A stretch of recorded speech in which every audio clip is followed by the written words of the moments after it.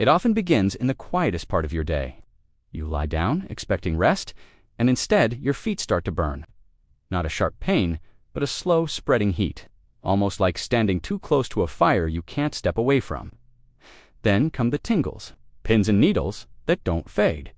Sometimes they crawl up your legs, sometimes they settle into your hands, making it hard to ignore, impossible to forget. And every now and then, a sudden electric jolt shoots through a toe or finger, like a spark from inside your own body. Many people over 60 know this feeling, and most have been told some version of the same explanation. It's just aging, or it's your circulation, or sometimes your nerves are wearing down. But here's what matters. These sensations are real. They are not imagined. And more importantly, they are not simply random signs of getting older. There is a pattern behind them, a signal, a message your body is trying to send. Traditional approaches often focus on the surface of the problem, the nerve itself, the symptom you feel. And while that can be helpful, it may not always explore the full picture of what is happening deeper inside the nervous system. Because emerging research suggests that in many cases, the discomfort you feel may not begin in the nerve alone. Instead, it may be influenced by something much smaller, something quieter, something that doesn't usually get attention. Inside your brain and spinal cord live tiny immune cells called microglia. You can think of them as the guardians of your nervous system. Their job is to watch, to protect, and to respond when something is wrong. But like any protective system, they can become overactive. And when they do, they may begin to send out inflammatory signals that irritate nearby nerves. Not enough to cause visible damage, but enough to create that burning, tingling, restless sensation that so many people feel, especially at night. Research out of the University of Exeter has explored how these microglial cells can shift into a more reactive state with age, especially when influenced by stress, diet, and sleep patterns. And a study published in the Journal of Neuroscience has discussed how this low-level neuroinflammation may heighten nerve sensitivity, making normal signals feel exaggerated or uncomfortable. So what you feel on the outside may be starting with a subtle imbalance on the inside. Now, this is not presented as a single cause or a diagnosis, but it is a growing area of interest in neuroscience. And understanding it can change how we look at daily habits. Because if microglial activity plays even a partial role in nerve irritation, then the goal is not just to quiet the nerve, but to support the environment around it. That's where small, consistent morning habits begin to matter. One of the simplest places to start is with anti-inflammatory plant nutrients. Certain natural compounds found in foods like leafy greens, berries, and turmeric have been studied for their ability to gently influence inflammatory pathways in the body. Research from Harvard Medical School has shown that diets rich in these compounds may help regulate systemic inflammation, which in turn can influence how the nervous system responds to stress. Think of it like reducing background noise. The quieter the environment, the less likely small signals are to feel overwhelming. But here's the limitation. Food alone is powerful, but it works gradually. It supports. It doesn't act like a switch you flip overnight. And many people consume these foods inconsistently, which makes the effect even more subtle. Another layer involves nutrients that may help regulate microglial behavior more directly.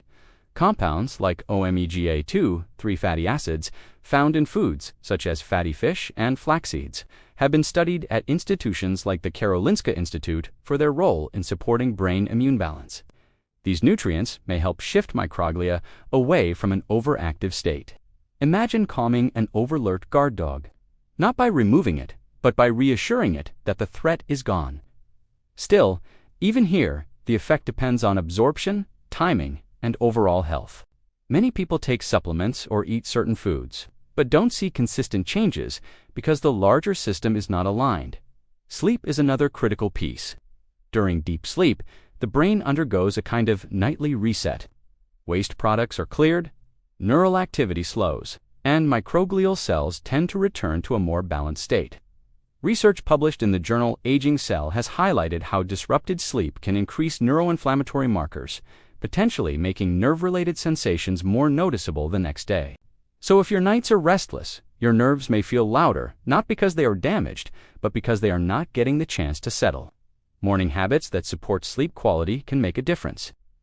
Gentle exposure to sunlight, consistent wake times, and avoiding overstimulation early in the day all help regulate your internal clock. But again, this is supportive, not complete. Circulation also plays a role. Healthy blood flow helps deliver oxygen and nutrients to nerve tissues. Foods rich in nitrates like beets and leafy greens have been studied at Penn State for their ability to support vascular function. Better circulation can help nerves function more smoothly. Think of it like watering a plant. When the flow is steady, everything works better. But here is something many people don't realize. There is one common thing many of you are doing every morning that essentially cancels out several of these benefits, and we need to stop it today. It feels harmless, even healthy, but it may be working against your nervous system. Drinking strong coffee on an empty stomach, especially first thing in the morning, can spike stress hormones like cortisol. While this might give you a temporary boost of energy, it can also stimulate microglial activity and increase nervous system sensitivity. Research from Yale University has explored how excessive early cortisol spikes may influence inflammatory signaling in the brain. And for some individuals, especially those already experiencing nerve discomfort, this can make symptoms feel more intense later in the day. This doesn't mean you must give up coffee entirely, but timing matters. Pairing it with food or delaying it slightly after waking may help reduce its impact on your nervous system.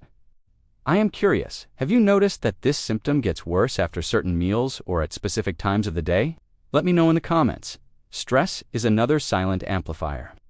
Chronic tension doesn't just affect your mood, it affects your biology.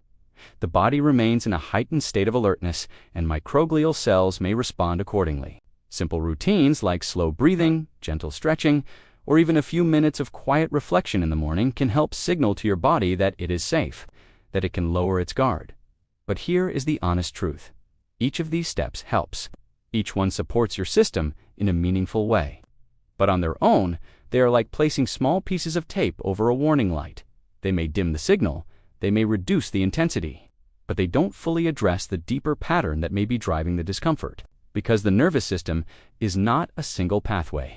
It is a network. And when multiple factors interact, inflammation, sleep, circulation, stress, the effect is layered. That is why researchers and clinicians are beginning to look at more integrated approaches. Not a single change, but a coordinated protocol that aligns these elements together. A way of supporting microglial balance, reducing inflammatory signals, improving circulation, and stabilizing daily rhythms all at once. Not as a treatment, not as a cure, but as a more complete framework for understanding what your body may be experiencing. There is a short, independent health report that explains this in much more detail. It walks through the mechanism step by step and shows how these pieces connect in a way that most people are never shown. I have linked a short, independent health report that explains this complete protocol right below.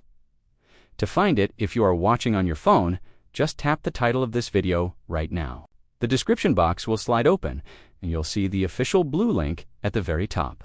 I'll also leave it in the first pinned comment. Try the steps we discussed today, but don't stop there. The deeper explanation most people never receive is outlined in the report below. For BioVeritas Lab, I'll continue connecting the dots so you can make informed decisions. Watch the report now.